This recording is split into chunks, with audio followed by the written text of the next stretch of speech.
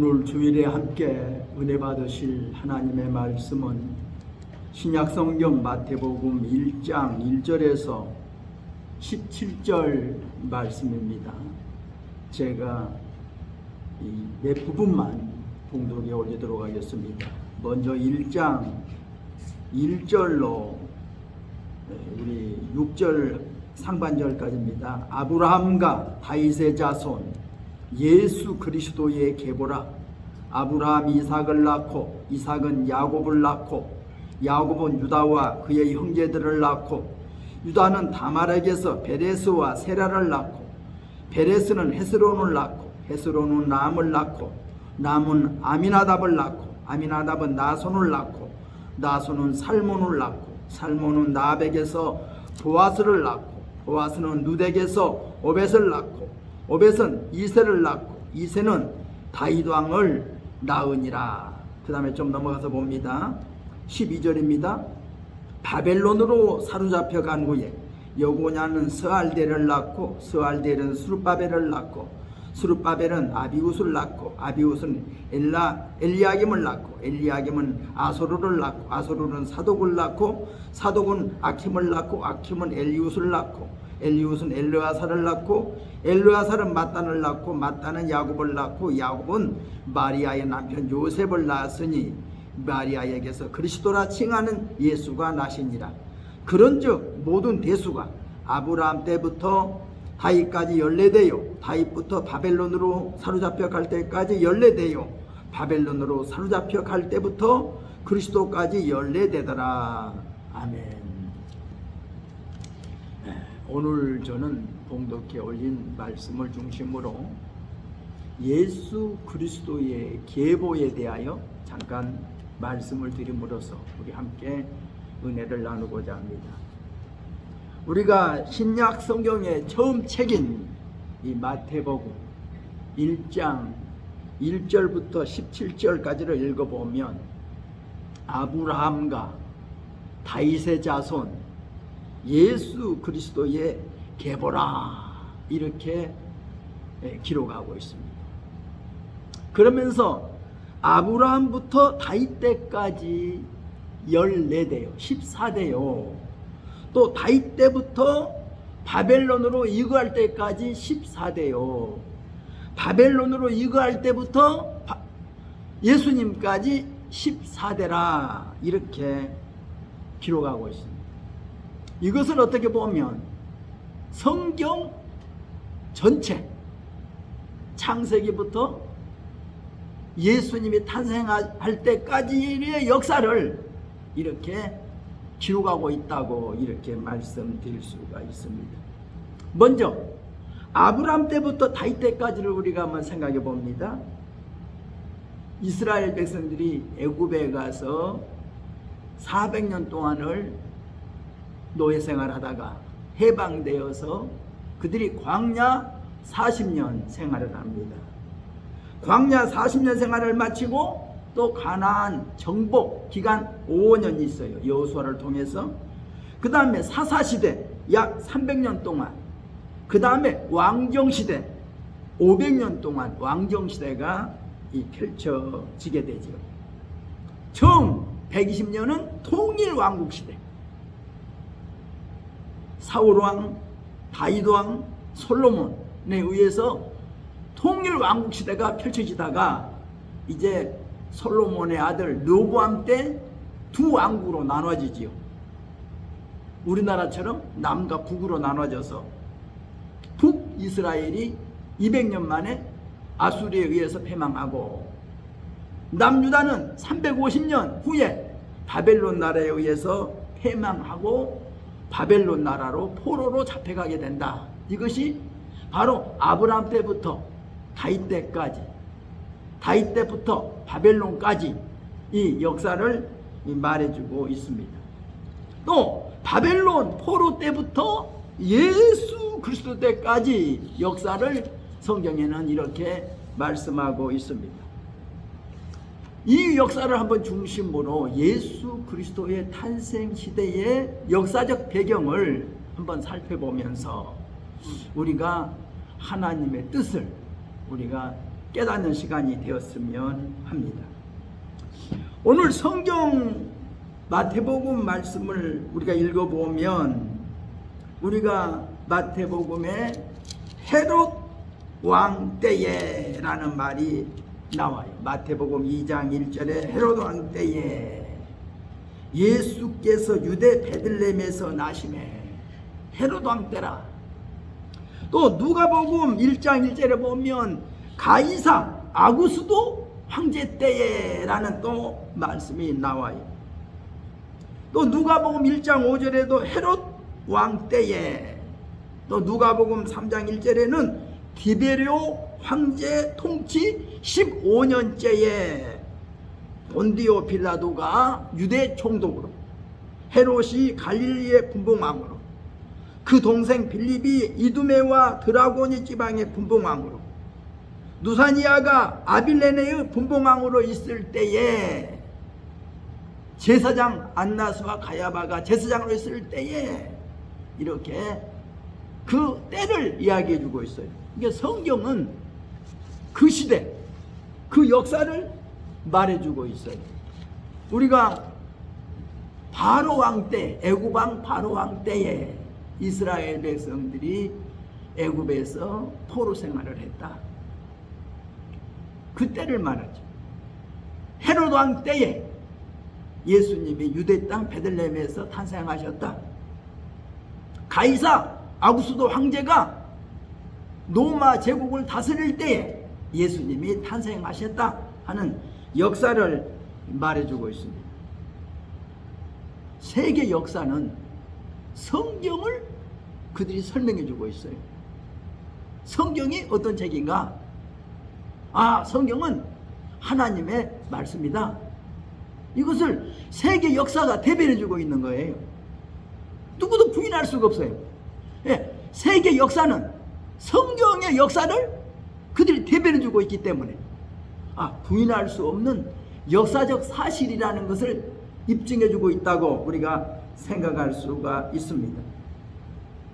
오늘 여기 본문 속에서 먼저 생각해 볼 수 있는 것이 있어요. 로마 제국의 속국인 유대 나라가 분봉왕이라는 독특한 제도를 통하여 유대를 통치하고 있었다. 그러니까 로마 제국은 자기들이 점령한 나라를 이렇게 총독을 세워서 통치했는데 유대 땅만은 분봉왕 제도를 두어서 다스렸다는 거예요. 왜 그랬을까?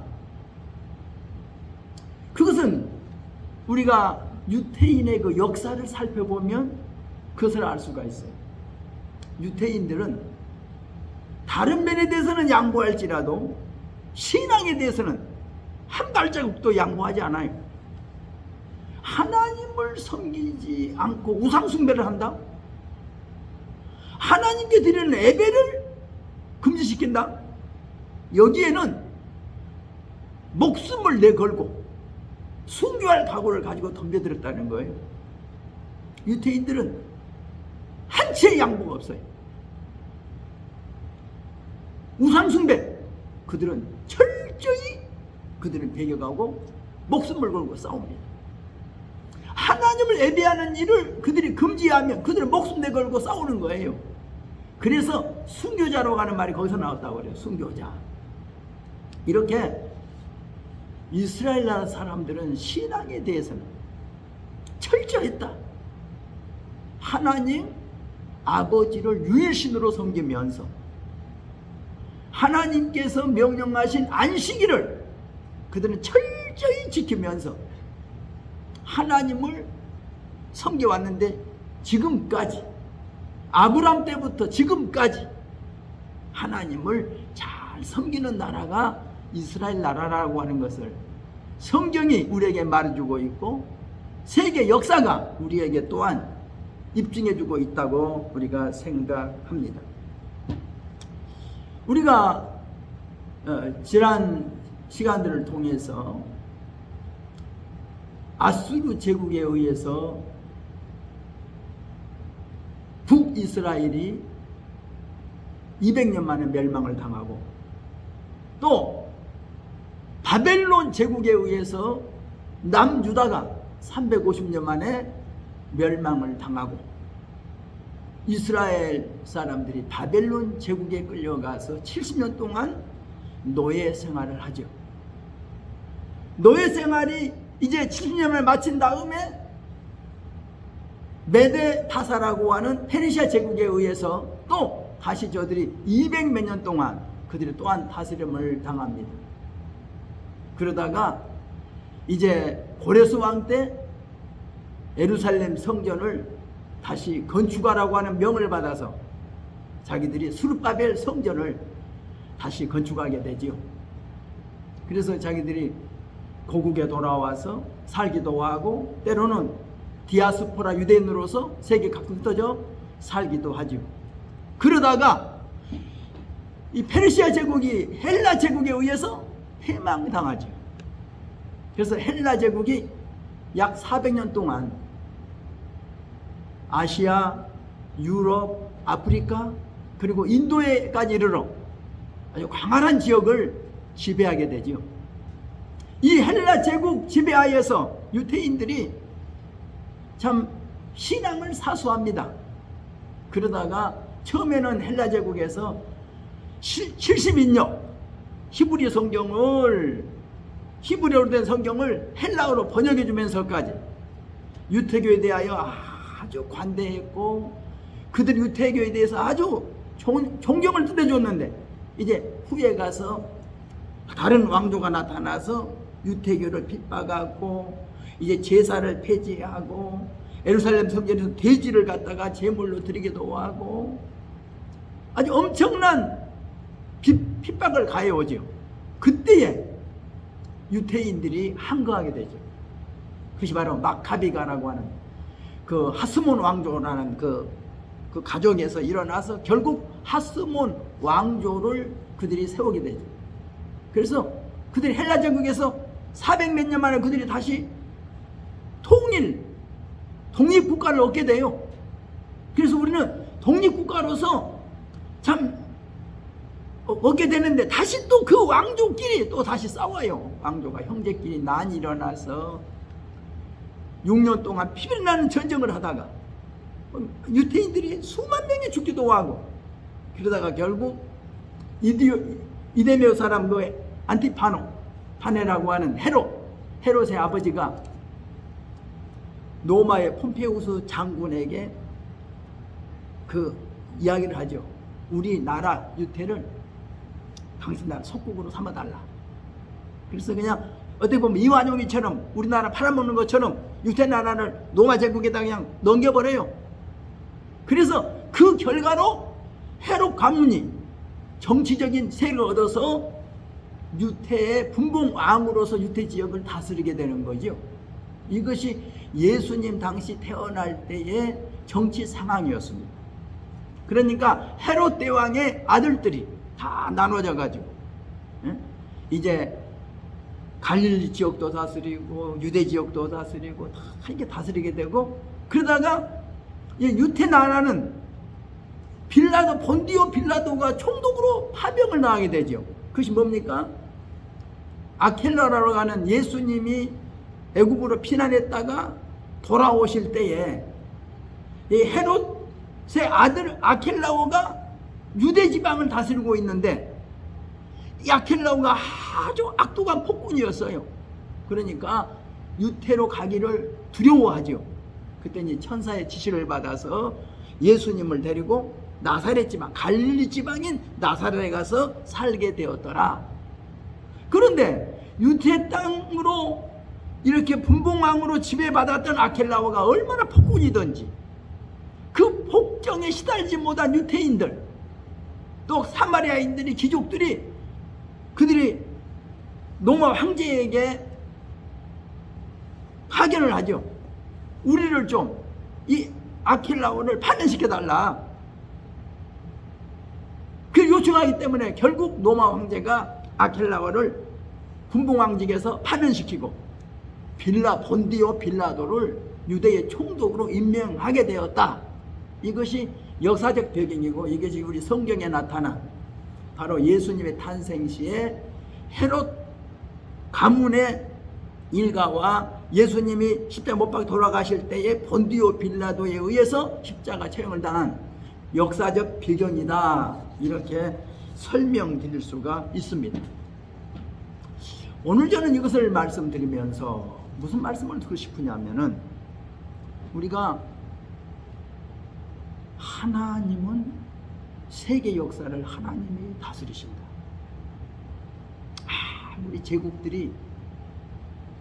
우리 제국은 영원하다 하고 할 만큼 바벨론 제국도 그가 혼장담하고 큰 소리 쳤지만 하나님이 그만둬.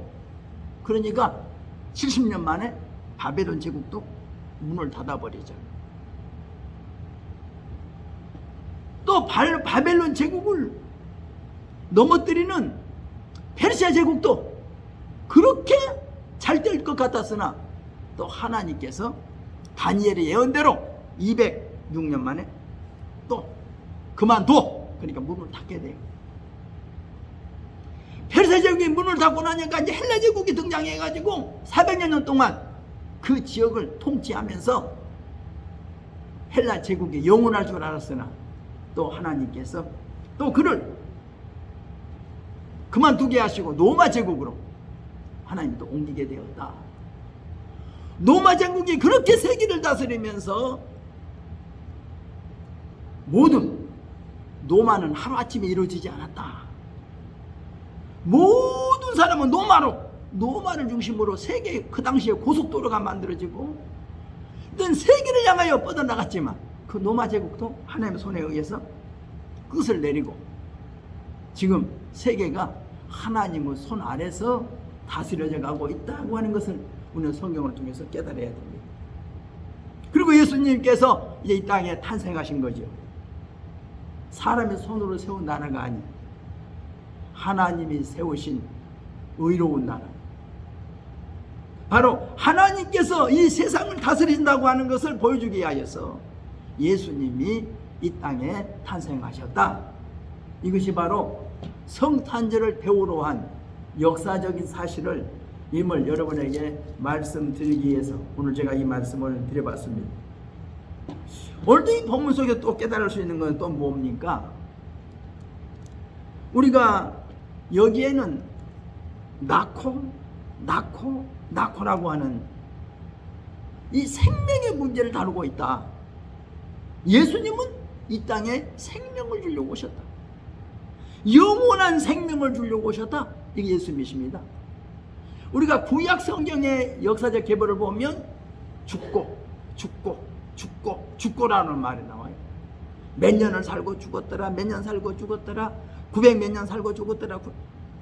거기는 죽었다는 것으로 나타나요. 그러나 예수님이 오시면서는 낳고 생명에 대해서 말씀하고 있어요. 예수님이 이 땅에 생명을 주려고 오신 분입니다. 사망 권세를 깨뜨리시고 이 땅에 영원한 생명을 주게 오셨다 하는 것을 우리가 또 알 수 있습니다. 또 여기에 또 한 가지 또 알 수 있는 것은 또 뭡니까? 우리가 예수님의 족보 속에서 우리가 그런 이야기를 알 수가 있죠. 우리가 등장하는 몇 여인들, 유다, 다말에게서 베레스와 세사를 낳고, 또 라합에게서, 기생 라합에게서 또 누구를 낳고, 또 누덱에서 누구를 낳고, 마리아에게서 예수 그리스도를 낳고, 여기에 등장하는 여인들의 그 이름들, 예수님의 족보 속에 여인들이 등장합니다. 하나님이 하신 그 역사는 우리가 알래야 알 수가 없는 일이에요. 하나님은 누구를 세우시는지 몰라요. 하나님은 큰 아들을 세울 수도 있고 막내 아들을 세울 수도 있고, 하나님은 중간의 아들도 세울 수 있어요. 사람들은 꼭 장자의 계율만 세우지만 하나님 그것이 아니에요. 하나님은 다윗 같은 막내 아들도 선택해서 쓸 수 있고, 하나님은 이 야곱 자손 중에서는 유다 넷째 아들을 통해서 후손으로 예수님의 계보를 이루게 할 수도 있고, 하나님이 하신 하나님 역사는 우리가 알 수 없는 일이라는 거예요. 하나님의 손에 선택된 자가 복된 사람이다. 아무리 역사 인간적으로는 이렇게 됐다고 예정돼 있어도 하나님이 패하시면 패해지는 것이고, 사람들이 아니라고 다 버려두어도 하나님이 선택했으면 써주시는 것이다. 그러니까 우리는 하나님에게 선택받은 자가 복된 사람입니다. 누구든지 교만해서는 안 돼요. 교만하면 넘어지고, 하나님은 겸손한 자를 들어쓰시는 하나님이심을 우리는 믿습니다.